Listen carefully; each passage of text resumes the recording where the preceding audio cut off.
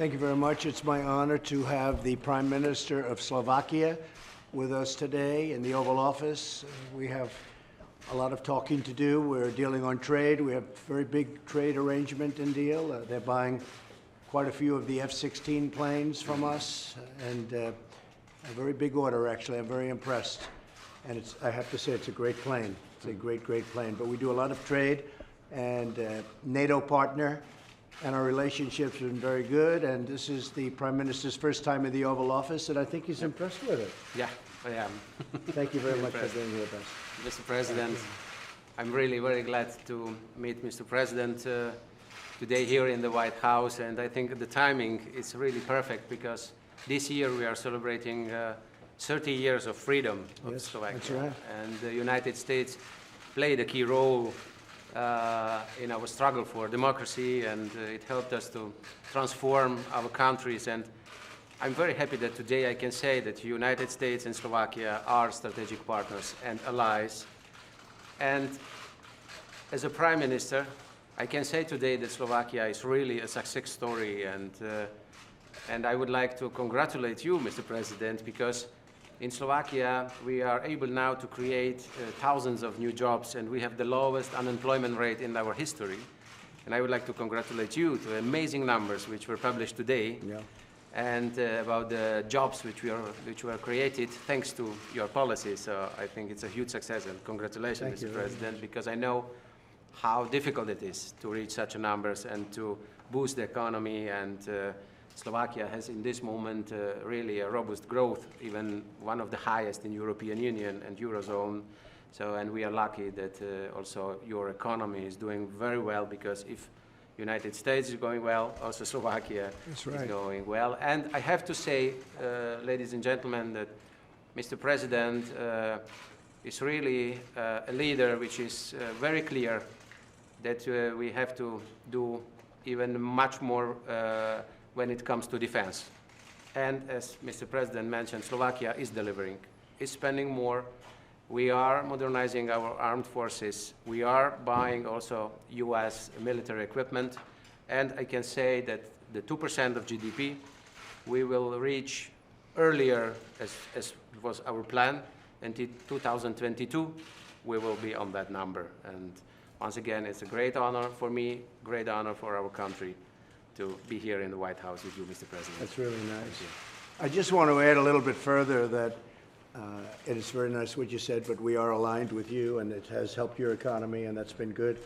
And that makes me very happy, because those are incredible people, and the relationship has never been stronger than it is now. And you've been with us all the way, and what you said is true. Slovakia is very close to being up to the benchmark number, the 2% number, and maybe even go beyond it, because they understand the value, the tremendous value from the United States. Some countries aren't.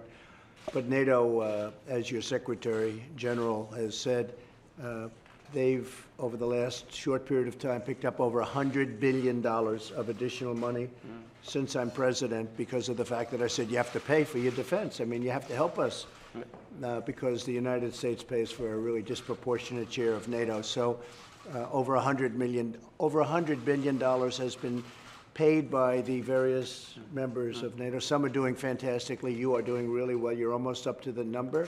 Thank you. And others aren't doing as well, but they will be, we predict. And I think I also just want to mention that the economy is unbelievable.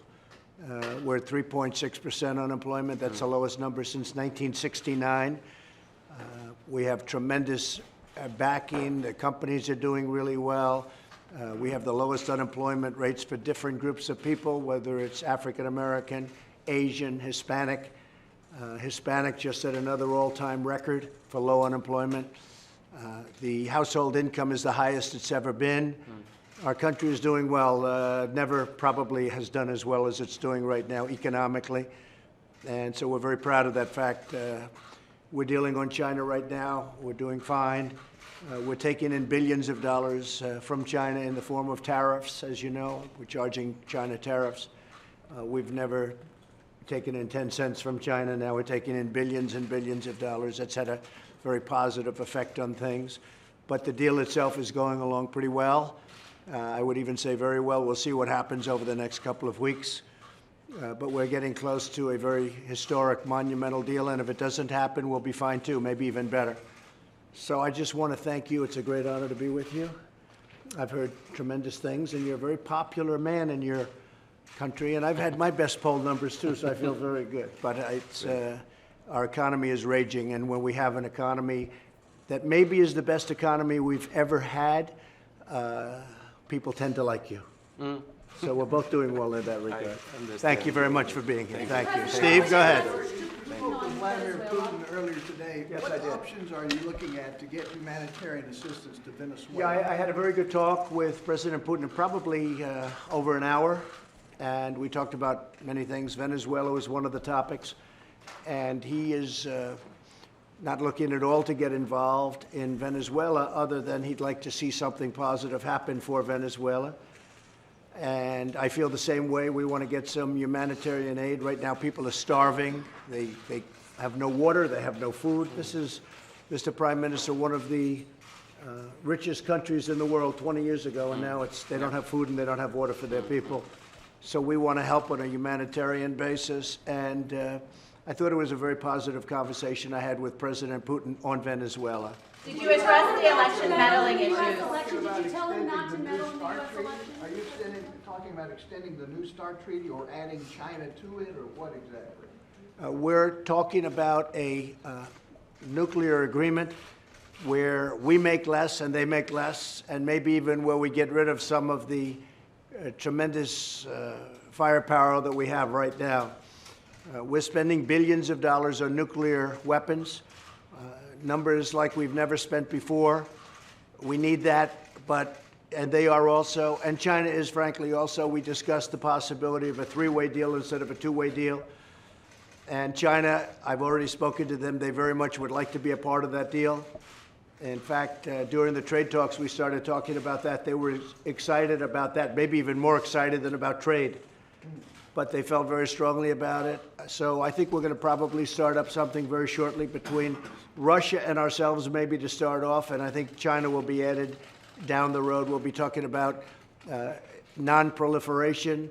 We'll be talking about a nuclear deal of some kind, and I think it'll be a very comprehensive one. Mr. President, did you address the election meddling issues that came up in the Mueller report with Mr. Putin today? We discussed it. He actually sort of smiled when he said something to the effect that it started off as a mountain and it ended up being a mouse, but he knew that because he knew there was no collusion whatsoever. So pretty much that's what it was. Did you It tell him started not off. to meddle, Mr. President? Did you tell him not to meddle in the next election? Excuse me, I'm answering this question. You are very rude. So we had a good conversation about many different things, okay? Did Did you you ask tell him him not not to to meddle? meddle in the next election?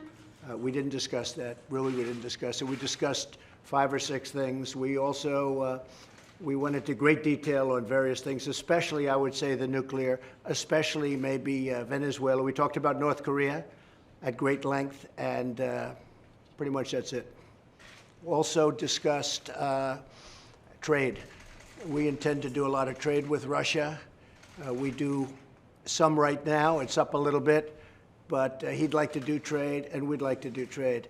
And getting along with Russia and China, getting along with all of them is a very good thing. Not a bad thing. It's a good thing. It's a positive thing. Getting along with other countries, including your country, by the way. But getting along with countries is a good thing. And we want to have good relationships with every country. Mr. President, should Mueller testify? Would you like to see him testify? I don't know. That's up to our Attorney General, who I think has done a fantastic job. And why shouldn't Congress Yeah, have go the ahead. same right to hear from Yes, the please. Well, I'd like to. I know people from Slovakia, and they're incredible people. I would love to. It's a beautiful country, and it's doing very well. It's doing very well. Yeah. Yeah, please. Well, the tariffs have been a necessary thing for me to do because in the case of the European Union, they have not treated us right. We're losing $181 billion a year. We have been for many years. And the European Union has not treated us properly. But we'll see what happens with regard to tariffs on cars with the European Union. We haven't made a decision on that. Mr. President, are you going to nominate the Defense Secretary, Shanahan? Are you going to make it official? It'll be discussed next week. Mr. President, World Press Freedom Day. Can you say anything? We've heard a lot about your great system last Say it again, say it again. World Press Freedom Day. We've heard a lot about your grievances about us. But can you say something that you can improve to improve communication and relationship with the press? Well, I think I have a very good relationship with some of the press, and unfortunately, some of the press doesn't cover me accurately. In fact, they go out of their way to cover me inaccurately, so I don't think that's a free press. I think that's a dishonest press, and I want to see a free press. I mean, today I was happy to see on the front page of the New York Times for the first time where they were talking about spying, and they were talking about spying on my campaign. That's a big difference between the way they've been covering, but that's a big story. That's a story bigger than Watergate, as far as I'm concerned.